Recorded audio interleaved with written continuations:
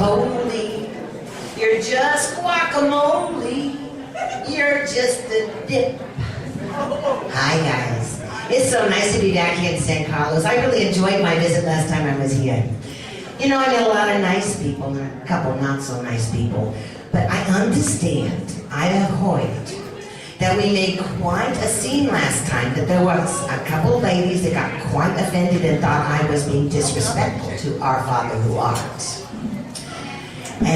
But you see, the JC that I see had a wonderful sense of humor. He got it from his father, you know. I mean, think about it. In his bestseller, I'm sure you've read it, in the first chapter, Genesis, he says, and I'm going to paraphrase here, is that in all corners of the world, there shall be kind and generous women. And then he made the world round. But you know, JC was really funny, and I met him first at the Last Supper. Well, I would have been in that shot, but I had to run for beer. I was a waitress. I was, Peter. You know, you don't believe me? Don't screw with me. I was there. I was a waitress. The tips were terrible, but it was okay. I thought, you know, that it was a rock group because they all had long hair and called themselves the Apostles. And to tell you how funny he was, he calls me over at the end of the meal and he goes, "Separate checks, please."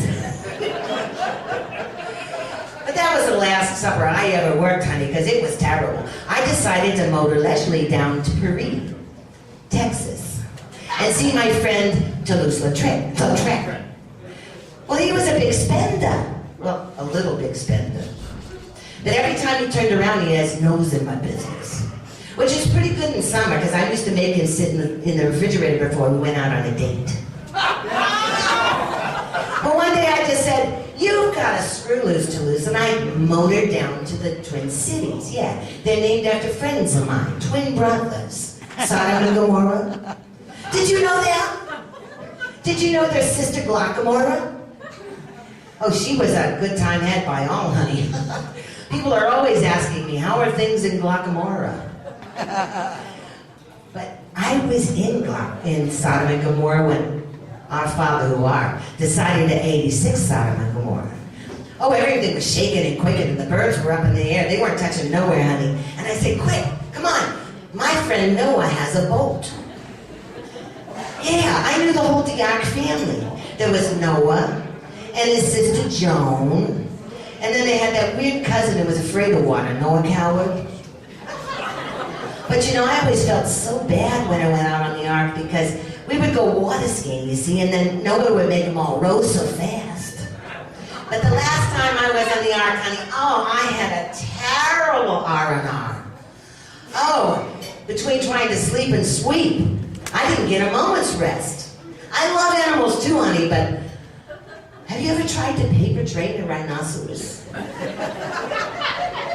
You hit him in the nose with a rolled up paper, you better pray to God you're holding the New York Sunday Times. But honey, I love Noah. I mean, who wouldn't? He had two of everything.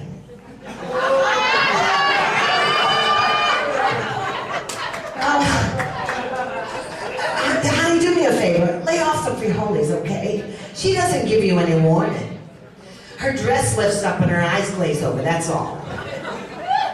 Poor thing, I have to feel very sorry for, you know, because she's had so much work done. She went down to those doctors in Tijuana. You know the ones I'm talking about? Doctors lifted, pinned back, and held. Poor thing, she has to cross her legs to get enough slack to smile. All she does is complain all day. Oh, my son never called me. Well, heck, that's a son right there. 2 Dixie cups and a string, they could call the old broad.